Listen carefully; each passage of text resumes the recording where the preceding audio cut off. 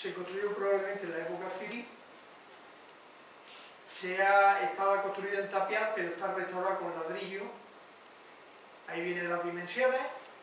Está atravesado por un pasadizo que tiene 112 centímetros de ancho. Esta puerta la descubrió Leopoldo Torres Borbás en 1928, pero no supo interpretar cuál era el papel de esa puerta en ese sitio. Jesús Bermúdez Pareja, años después, comprendió que la puerta en realidad era el arranque de la muralla escalonada que comunicaba la Alcazaba con Torrebermeja. Torrebermeja y la Alcazaba siempre han sido dos partes de un mismo todo, que es la defensa de esa parte. Y entonces, pues, evidentemente, esta muralla era muy importante.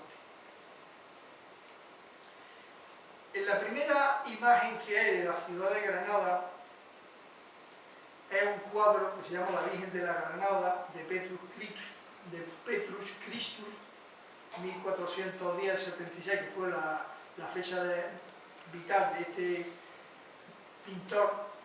Este cuadro pertenece a la colección Mateo y está en el Museo de Penelada.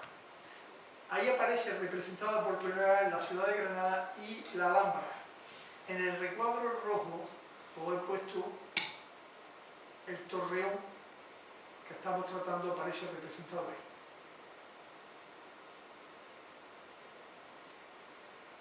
Ahí tenéis el interior. El exterior que da al barranco de la Sabica tiene una altura de unos 5 o 6 metros. O sea que, según Carlos Biche, los sistemas que había en la Edad Media eran, pues, construcciones de madera que en un momento determinado podían mantener la comunicación por el adarve de la muralla, y en caso de asedio se le pegaba fuego, se quitaba eso, entonces quedaban aislados. Ahí se ve la vista exterior. En la actualidad, fijaros ahí, la Alcazaba, Torrebermeja, el barranco de la Sabica y donde está el torreón. Y las últimas torres de esta parte es lo que se llaman las torres del adarve, que une la Alcazaba con el Morón. Ese adarve está ahí señalizado de color rojo. Aparecen 3 torres. Estas torres no tienen nombre, entonces yo las he enumerado: la 1, la 2 y la 3. Y en medio la puerta de la Granada. Este plano es muy interesante porque tenemos desde la puerta de los tableros, que es el puente, lo que la gente llama el puente del Cadí, la carrera del Darro, he pintado de rojo lo que sería la coracha que llegaría a la Alcazaba. Luego está la Alcazaba y a partir de este torreón está el adarve que une con Torrebermeja, y de Torrebermeja llega a la Puerta del Sol, bajando ya por lo que es el barrio del Realejo. Esa era la frontera que separaba la ciudad de Granada, el interior de la ciudad, que quedaría a la izquierda, de extramuros, el exterior de la ciudad, que quedaría a la derecha. ¿Los ataques por dónde pueden venir? Evidentemente pueden venir desde el exterior.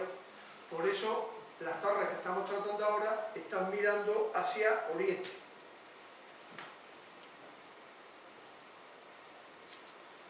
Entonces, este adarve con estas torres fueron muy importantes en la época nazarí. ¿Por qué? Pues porque servía para proteger la ciudad por ese flanco. Al mismo tiempo protegía los barrios de las Churras, de las Mansuelas, del Mauró, y los posibles enemigos que vinieran de Oriente, pues tenían ahí una línea defensiva. Llegan los reyes católicos y se van a cambiar las prioridades defensivas.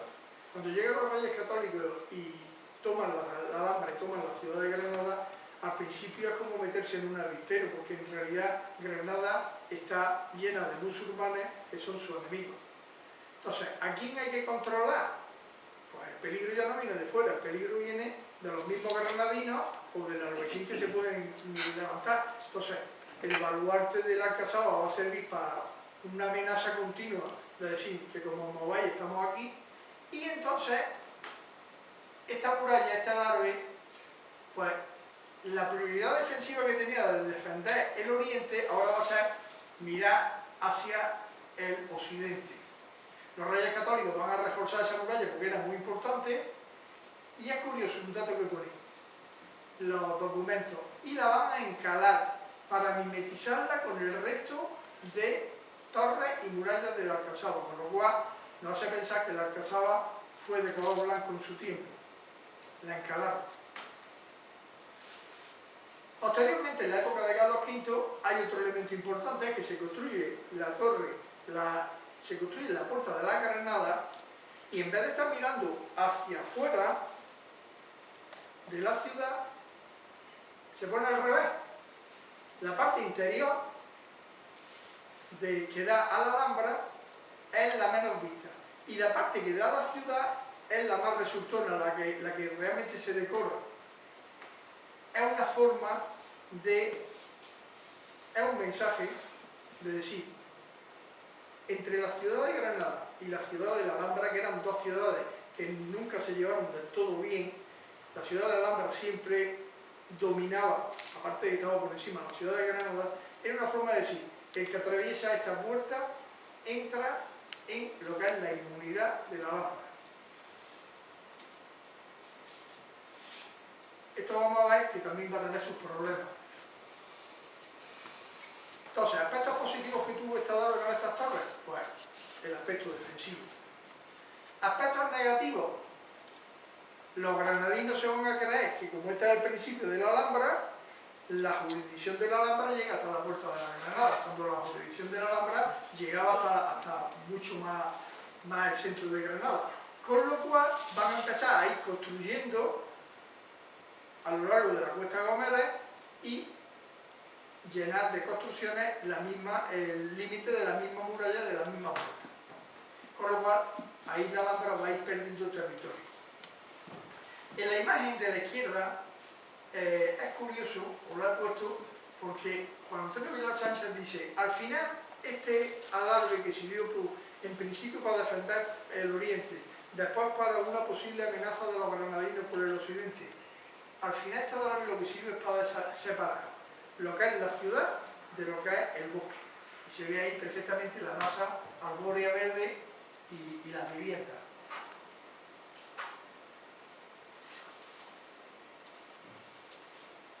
Ahí tenemos la torre número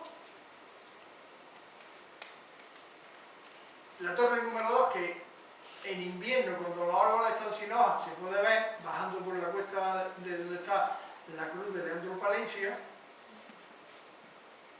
Y luego en el lateral sur del barranco de la Sabica está la torre número 3, que esa sí es bastante visible, y en medio pues queda la puerta de la Granada. La puerta de la Granada, fijaros bien que la parte de atrás, que es la que tendría que ser, como hemos dicho antes, el exterior de la ciudad, es el que no está decorado. La puerta de la Granada se construyó junto a lo que estuvo, en el lugar donde estuvo la antigua puerta civil, que es la puerta del barranco. Aparecen ahí los restos a la derecha. Aprovechando que hoy es 5 de junio, cumpleaños de nuestro poeta Federico García Lorca, pues me viene como anillo al dedo, porque García Lorca, cuando entraba con su amigo por esta puerta, al llegar a la puerta decía, a partir de ahora se acaba la prosa y empieza la poesía. Algunos autores han formulado la siguiente teoría. Os la leo y así me aligero. He aquí la linde entre la Granada urbana y la de ensueño. Alguien ha sugerido que el romance sonámbulo que tanto fascinaba a Dalí tal vez debía su inspiración o parte de ella al asombro que produce traspasar en primavera la maciza puerta y encontrarse de repente en el bosque de la Alhambra engalanado con hojas nuevas. Entonces hay quien dice que el verde que te quiero verde, verde viento, verde rama, etcétera, etcétera, podría estar inspirado en esa experiencia de atravesar y de pronto encontrarse ese renacer verde de la primavera. Bueno, mi pequeño homenaje a Federico García y seguimos.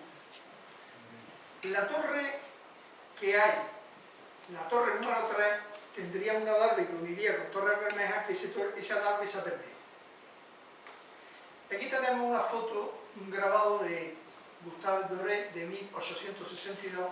Es curioso, es curiosa la Torre de la Vela con su espadaña en el lateral norte, aparece este adarve y es curioso ese gran arco que hay, pero sin embargo no aparecen las torres.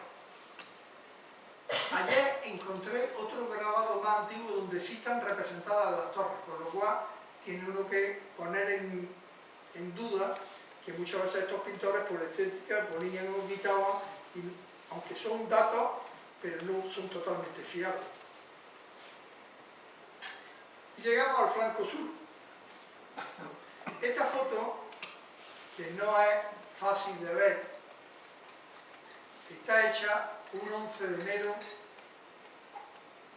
desde lo alto del Carmen de los Rodríguez a Costa, a 0 grados bajo cero, con la directora del Carmen de los Rodríguez a Costa pegando tiritanas y pidiéndome que terminara de hacer las fotos, pero yo me vi con la posibilidad, digo, esto no se me va a poder repetir, porque además, al ser invierno, los árboles estaban sin hojas y pude sacar el lateral entero, que es lo que yo quería, del flanco sur del Alcázar. O sea, esa es la historia de esa foto, que para mí es una foto especial, sobre todo para la directora de Carmen de los Rodríguez Costa, que estaba pegando unos tiritos a la pobrecilla y decía, ¡ay, por favor! ¿A qué hora era? Pues eran las 12 de la mañana, pero es que hacía mucho frío. Es que llegué a la conclusión de que el único punto donde se podía ver la Torre de la Rosa era desde ahí. Después de dar mucha vuelta, de mirar entre los... Entonces, como era el único sitio, pues digo, pues ya está. Fui al camino, pedí permiso, yo pensaba que no me lo iban a conceder, y al cabo de los 15 días, ¿puede usted venir en carro que viene usted? Mire usted, yo quiero visitar la Torre de la Rosa. Pues, véngase todo harto. No, me subió por unas... Yo no conocía el Carmen de los Rodríguez Costa, la parte interior tiene una cantidad de escaleras y de pasadizos, es curioso. Cuando yo me vi en todo lo alto, que eso es un espectáculo. Bueno, pues esa es la historia del santo. Características de este vehículo flanco. Si en un momento determinado estáis cansados, me lo decís, paro y seguimos en la Bueno, pues como habíamos dicho antes, hay una muralla interna de color rojo que tiene torres. Ahí estaría la Torre de la Pólvora, la Torre de la Sultana y la Torre del Alarguero, que esa ya la vimos en el flanco oriental. Luego está el Jardín de los Adarves en medio. Habría una muralla exterior que se ha transformado en barrera artillera, y luego está el Barranco de la Sabiquia. Vamos con la muralla interior. La muralla interior tiene dos torres. Tenemos vista desde el exterior y vista desde el interior. Fijaros en esta muralla, que tiene una cosa muy curiosa, y luego la comentaremos en la Torre de la Sultana. Es que esta muralla tiene como dos alturas.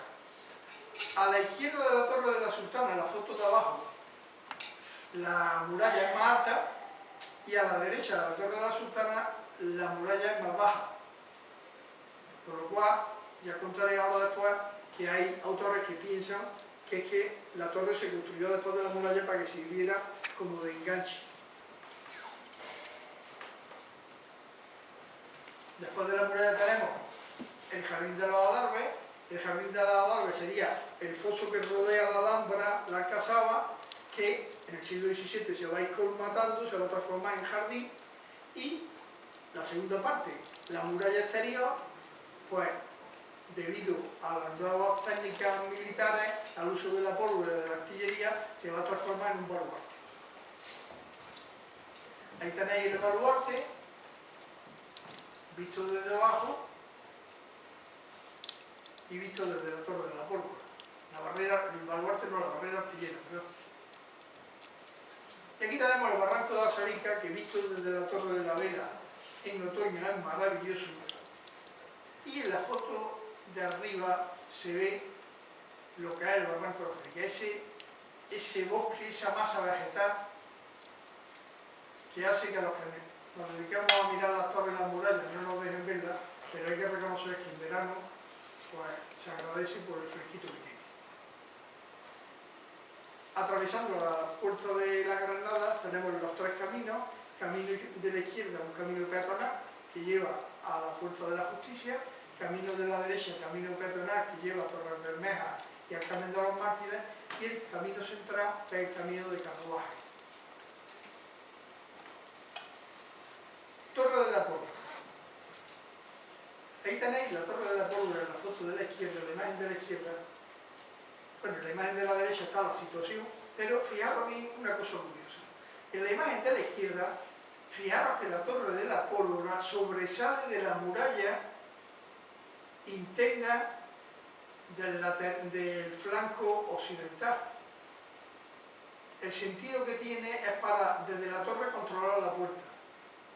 Con lo cual, los elementos poliorcéticos de defensa, unos se ayudan a otros. La torre protege la muralla, pero la muralla al mismo tiempo está protegiendo la torre.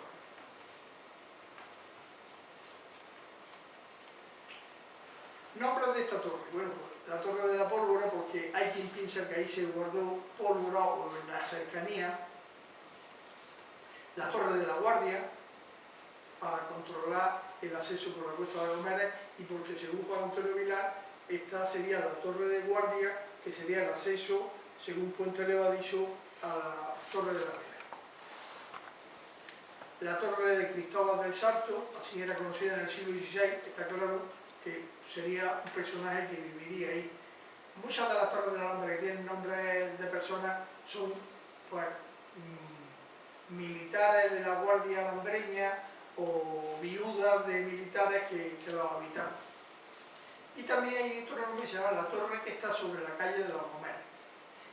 Así la conocían en la época de Carlos V. Es una torre muy pequeña, pero tiene un gran valor estratégico. Fijaros bien cómo la torre, que está rodeada por la barrera artillera por todos los lados, menos por el occidente, tiene una ubicación que por un lado controla el baluarte y las puertas de acceso antiguos al Alcazaba. Por otro lado, por el sur está controlando toda el adarve que comunica con Torres Bermejas, que ya hemos visto que es un punto de referencia junto con el Alcazaba. Y luego, por el lado oriental, pues tiene el control de lo que es el jardín de los adarves y toda la barrera artillera. Está claro que en la época nazarí, que no existía el jardín de los adarves, controlaría todo ese camino. Esta torre parece que también hay teoría, parece que pudo ser construida en el siglo XIII y que luego en el siglo XVII, en la época de Felipe IV, pues sufrió una remodelación.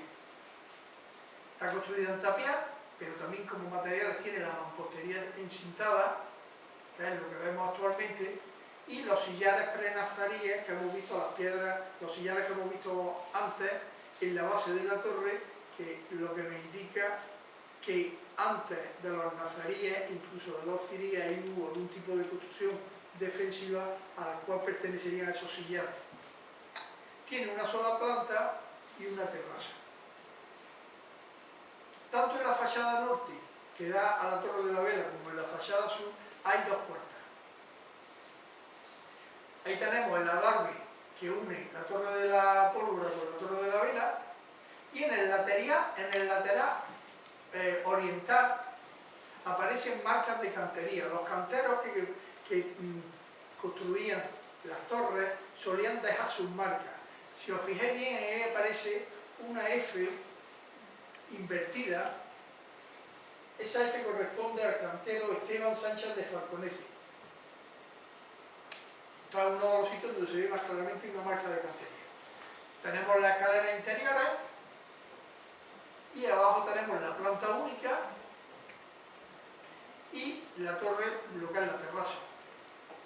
La terraza, como veis, es también un mirador estupendo. Lo que pasa es que bueno, que tampoco se puede visitar. Antiguamente, cuando había este espacio del mes, pues el mes que tocaba la Torre de la Pólvora sí se puede subir. Las funciones que desempeña esta torre, pues bueno, evidentemente fue una torre defensiva, sirve también para controlar el entorno, como cuerpo de guardia, como un polvorín, como vivienda, como acceso a la Torre de la Vela y como mirador.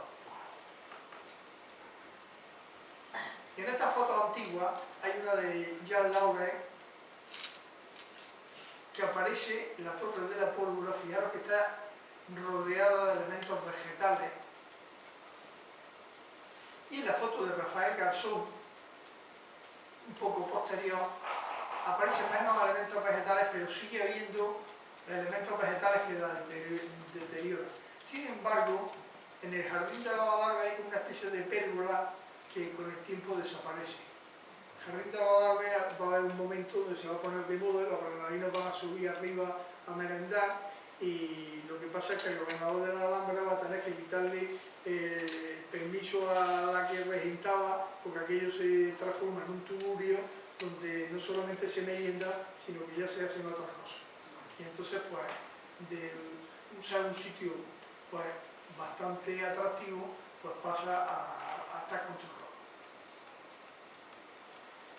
Y en el lateral sur de la Torre de la Vela nos encontramos: dale limosna a mujer, que no hay en la vida nada como la pena de ser ciego en Granada. Esta placa se va a colocar ahí en la época de Gallego Burín, cuando Gallego Burín era el director general de Bellas Artes en 1957. ¿Y quién es Francisco de Asís de Icaza y Breña, que es el autor? Bueno, pues este hombre fue un señor que nació en México, murió en Madrid, pues curiosamente el 28 de mayo de 1925. Hace una semana que se cumplieron 100 años de la muerte de este hombre. Era escritor, poeta, crítico, literario, etc. Entonces, este hombre, ¿por qué se relaciona con Granada? Pues porque se va a casar con una hija de la nobleza granadina que se llama Beatriz de León y Loinaz. Esta mujer, aunque había nacido en La Habana, se crió en Granada. Entonces, a través de esa mujer, él va a entrar en contacto con Granada y va a publicar esa pequeña estrofa que al final, pues, no lo sabemos todo de memoria. Y vamos con la última torre. La Torre de la Sultana.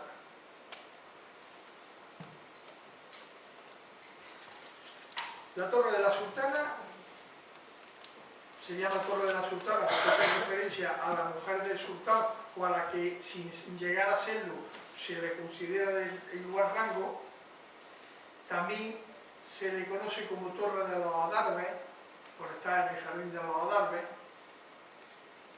Es curioso que la torre ya toma el nombre del jardín, en vez del jardín toma el nombre de la torre.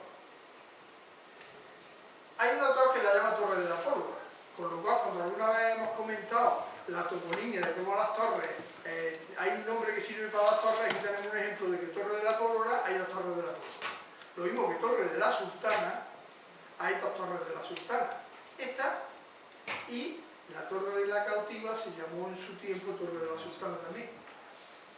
Bueno, pues el autor Aubenjón la llama Torre de la Pólvora. Y también se llama la Torre del Arriate o la Torre de los Arriates, principalmente más en plural que en singular. Una arriata es como una era de cultivo estrecha, entonces evidentemente cuando eso se transforma en jardín, pues Torre del Arriate. Las características de esta torre. Fijaros bien que tiene una planta rectangular con una ligera deformación. Sirve de unión entre dos murallas de distinta altura. Y esta torre tiene una curiosidad, y es que al ser una torre rectangular, lo normal en una muralla es que la torre salga hacia afuera, o sea, que el lateral que dé con la muralla sea el lado más corto del rectángulo.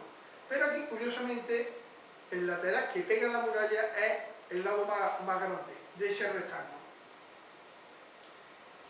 El grosor de los muros, como en todas las torres de la Alhambra, va disminuyendo a medida que se sube. Y bueno, está construido también con hormigón, con ladrillo, con mampostería. Y aparecen ahí sillares que cuando uno sale de la visita del patio de las Armas y pasa por ese postíbulo en dirección al jardín de los Adarves, aparecen ahí en esa esquina unos sillares que también hablan de que esta zona, pues la verdad es que es una zona que genera muchas dudas. esta misma torre, hay autores que dicen que es una torre cirí, que se construyó en la misma época que las torres ciríes del lateral norte. Hay otros que le ponen que la ubican en la época de los almorávides y hay quien la ubica en la época de los almohades, con lo cual no está claro. Juan Antonio García Granado, que tiene una tesis doctoral sobre la Alcazaba maravillosa, que no la publicó y que es inédita, y cuando se le dice que por qué no la publica, dice que porque ya se ha quedado antigua. La verdad que la torre, la tesis es una pasada, estudia en profundidad cada torre, cada muralla, cada materia, y además como él es, haciéndose preguntas y cuestionándolo todo, él dice, bueno, vamos a ver, si entre la torre de la Sultana y el baluarte de abajo hay una altura de más de 7 metros, ¿cómo se salva esa distancia, ese desnivel? Entonces, esa pregunta que él se hace nos serviría para lo que yo explicaba en la otra conferencia de cómo la Alcazaba se va ubicando y se va adaptando a la situación del terreno de la montaña de la Sabica.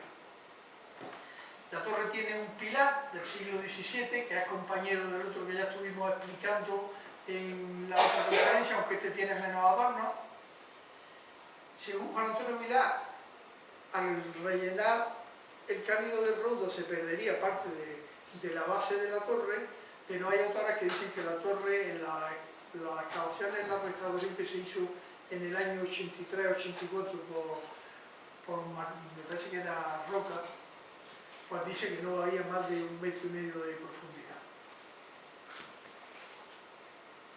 Y la torre tiene 2 niveles y una terraza. ¿Qué ocurre? El primer nivel es un nivel normal. Tiene 2 puertas, una por el adarve bajo, la muralla más baja que la tenemos aquí a la izquierda, es la puerta de acceso del adarve bajo. Y la otra puerta sale por detrás, es la puerta que da al adarve alto. O sea, las murallas están así. Con lo cual esta torre haría como el papel de charnela de unir. Si os fijáis en el plano, encima de la primera planta lo que hay es como una cámara de aire. Al hacer la restauración se ha quedado como una cámara de aire cerrada y está la terraza. En realidad tendríamos la planta baja y la terraza, solo que la segunda planta pues se ha achicado y se ha dejado cerrada. Ahí tenéis el interior de esta torre y tenéis las 2 ventanas que yo os decía que se ven desde el mirador de San Nicolás. Si vosotros colocáis en el mirador de San Nicolás, en el sitio que lo tenéis que colocar, se ve una ventana enfrente de la otra y parece como que podemos atravesarla. Con lo cual es una forma de orientarse para los que nos gusta la fotografía de dónde nos tenemos que poner. Aparece una escalera, bueno, todo esto está restaurado, el techo, las vigas de madera y la verdad es que el estado de la torre era ruinoso. Ahora veréis las fotos que sacó el arquitecto gallego Roca, que fue el que la restauró. Y luego con la terraza, pues bueno, la forma de espiguilla de las losetas, es un mirador también maravilloso. ¿Qué función desempeña esta torre? Bueno, pues evidentemente una función defensiva. Es curioso que en todo el lateral sur, la única torre defensiva, quitando la torre de la pólvora que está en la esquina, es esta torre. Entonces, hay autores que se plantean por qué en el lateral norte hay tantas torres y sin embargo, siendo más inexpugnable, y en el lateral sur solamente hay esta torre. Fue vivienda porque a la hora de restaurarla apareció un pozo en el interior. Sirvió de oratorio, un mirador no visitable, y luego hay autores que consideran que se era como una charnela. Incluso la torre se construyó después que la muralla, y también los que piensan que la torre sirve como una unión con un postigo que hay en su lateral abajo entre el interior de la Alcazaba y el jardín de los adornos. Ahí tenéis el estado que tenía la torre antes de la restauración y una foto antigua donde aparece también con una gran grieta, esa foto del siglo XIX. Fijaros cómo los elementos vegetales pues, se van metiendo y bueno, la verdad que estaba lamentable.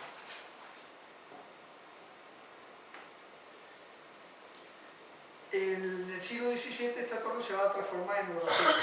De esto, Eduardo nos estuvo hablando en un paseo de los distintos espacios religiosos en la Alhambra y este era uno de ellos. Entonces, la torre del Adarve pues, se va a convertir en una ermita, y se va a llamar la ermita del Adarve. Es una torre que va a tener un acceso, se supone que por el jardín, con lo cual la iluminación era a través de la única ventana que había. Se va a construir un altar de madera, con marcos, con molduras, que se va a encargar Leonardo Valladares. El pintor Gabriel Ruiz va a adorar las molduras de los cuadros y se va a poner en el altar un cuadro de Nuestra Señora y un frontal dorado. Y una pequeña pila para agua bendita labrada en jaspe, que la base es Diego de Banderas, que es uno de los que trabaja en las fuentes del siglo XVII en el Jardín de los Adarves. Otras torres del Alcázar. No quería dejarme ninguna. Hasta ahora hemos visto las que había. Según Juan Antonio Vilá, hay otras torres que todavía no se han terminado de localizar su sitio, su ubicación.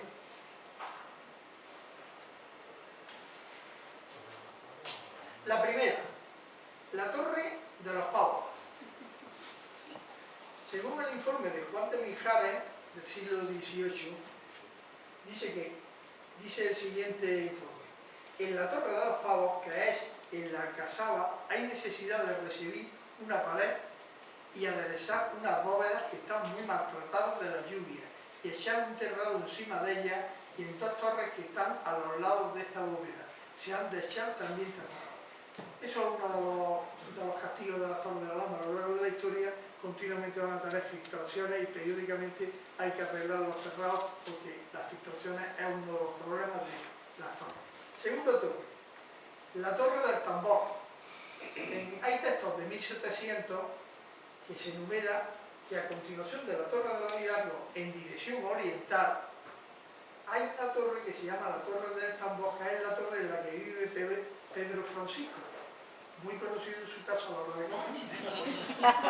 En esta época, Pedro Francisco se ve que vivía en la torre, pero actualmente no sabemos dónde está la Torre del Tambor. Yo quiero pensar que si es continuando la Torre de la Hidalgo en dirección oriental, podría ser la torrecilla hueca que se ha quedado encima de la torre Puerta de las Armas, que ya conté que era la torre de una viuda, que curiosamente es una torre que no tiene nombre. O sea que a sus dos compañeras le llaman de Arquisa y de criado de doctor Ortiz, y a esta pobretica me la dejan sin nombre. Y entonces, al principio del siglo XX se llamó la Torre de los Gitanos. Entonces yo quiero pensar que pueda ser esa torre, pero bueno, eso todavía no está determinado. Luego está la Torre de la Pescadería. Esta sí podríamos tener un poco de más datos, porque el comercio de la Alhambra como ciudad se hacía en la parte del Jardín de los Adarves abajo, donde está el cubo de la Alhambra. Entonces ahí estaban las panaderías, las carnicerías y las pescaderías. Entonces podría estar ahí. También aparece citada en un texto de 1700. Está la Torre del Alférez, y el texto dice: en la plaza de armas de la Alcazaba se sitúa una torre denominada Torre del Alférez. Otra torre que no sabemos. Por eso cuando yo os contaba uno de los paseos, que hay nombres sin torre, hay torres sin nombre y hay nombres sin torre, porque nombres que están pidiendo una torre. Y luego está la Torre de la Cruz. La Torre de la Cruz podría ser la Torre de la Vela, que en la Torre de la Vela se construyó una cruz, pero es que también se construyó otra en la Torre de la Pólvora. Entonces podría ser la propia Torre de la Vela, donde en el lateral nororiental de su plataforma fue colocada durante mucho tiempo una gran cruz de madera que se veía desde los recintos. Hay un grabado, que es la vista desde el patio de la Armas, que se ve esta torre, esta cruz, este grabado se ve la Torre de la Vela. Y termino. Hemos dado un repaso a las torres por fuera y por dentro. me queda la sensación, ha sido un trabajo que lo he disfrutado, me queda la sensación de que, aunque el futuro es la inteligencia artificial, y con un simple botón le da y te salen datos y datos, de hecho nuestro amigo Guti, que no está por aquí, me mandó una petición que le había hecho a la inteligencia artificial sobre Torres de la Alhambra, y la verdad es que venía muy bien estructurado, venía una bibliografía interesante, pero, amigo mío, cuando miré la Torre Quebrada estaba hecha en 2023. Entonces, a partir de ahí, mi fe en la inteligencia artificial por ahora se acabó. Entonces, yo prefiero este trabajo, yo prefiero lo que yo le llamo la inteligencia artesanal.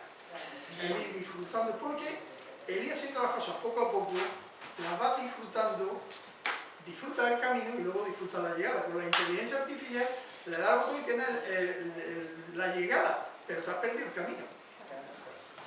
Y como toda esta historia empezó con mi queridísimo Antonio Machado, voy a terminar con Antonio Machado.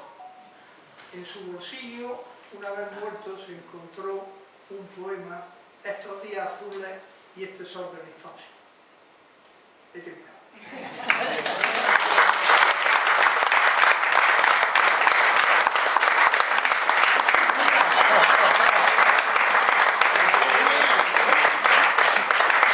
Esa es la artificial, no esa no es artesanal. Esa es donde va a llegar ya mismo.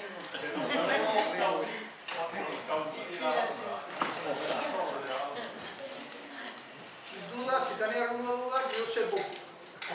No puedo decir, bueno, sí, hay una cosa que sí lo voy a decir, aunque no me dan ninguna comisión.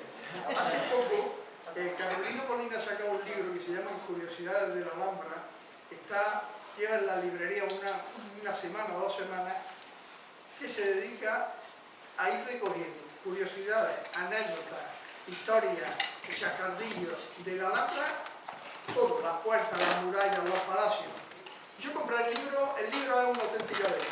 Entonces, los que quieran conocer cosas de la Alhambra, sin muchos estudios técnicos, y enterarse de eso, de historietas, de lo que le pasó a fulanito, de fantasmas, ese libro es ideal.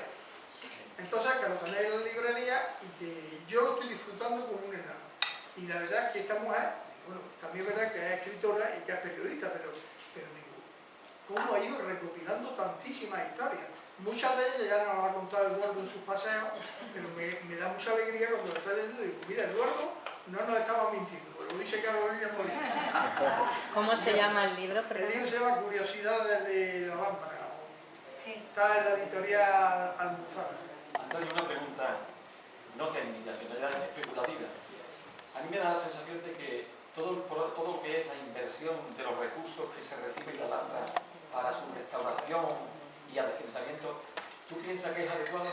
Porque yo veo muchas cosas muy pendientes durante mucho tiempo. Da la sensación de que eso podría estar mejor, ¿no? Claro, es que el problema... Bueno, me oye. El problema es el siguiente. El patronato de la Alhambra recoge un dinero que en teoría se gestiona desde Sevilla, y luego ese dinero, parte de ese dinero se reinvierte aquí. El problema que mucha gente no cae es que junto al patronato de la Alhambra está el Albaicín, como también declarado Patrimonio de la Humanidad. Entonces, muchas veces parte de ese dinero se deriva a arreglos en el Albaicín. Con lo cual, hay gente que está viendo parte de aspectos de la Alhambra que se están viniendo abajo y bueno, ¿esto por qué no lo acometen? Pues claro, porque a lo mejor hay otras zonas del Albaicín más necesarias que acometen. Entonces, ese podría ser un dato. De todas maneras, como yo no estoy dentro de esa cuenta, pues la verdad es que no sé si realmente eso se gestiona bien o se gestiona mal. Yo lo que sí sé es que ese dinero tapa mucha boca y va a muchos sitios, entonces pues la verdad es que tenemos una ciudad que como la parte claro, que han abierto lo ha... Entonces es que como tenemos una ciudad que por desgracia el patrimonio no lo cuidamos como tendríamos que cuidarlo, porque el que haya ido a la vecina se habrá dado cuenta que la puerta de las pesas otra vez está pintorrea. Entonces quiere decir que aunque inviertas un dinero en arreglar una cosa, al poco tiempo pues ya tienes otra vez que Entonces no se cuida, ¿no? Hubo mucho tiempo que iban a poner una cámara, bueno, el mismo puente romano, el que se llama, la gente llama el puente romano, del río Genil. Sí. Ese puente por dentro es que está lleno de grafiti, de pintura, por tener, tiene hasta una cala de sandía pintada, que digamos, hace falta poca sensibilidad para venir y pintar una cala de sandía. No digo, incluso lo puedes pintar en un papel, pero pues esa era la primera que había, luego ya había mucho más. Entonces, pues la verdad es que no cuidamos, entonces gran parte de los recursos que tenemos, que cada vez son menos, porque hay también otras necesidades que desde mi punto de vista son más importantes, las personas, la sanidad, la educación, pues parte de eso pues se pierde con rehabilitación y restauración. Entonces, puede ser, pero vaya que no lo sé. Debemos de no subir a la Torre de la Vela ya. No, subir con cuidado como las bailarinas de varias y preparados por si de pronto tenéis que lanzar. Luego la pinta. Pero ya está, que muchas gracias. Gracias.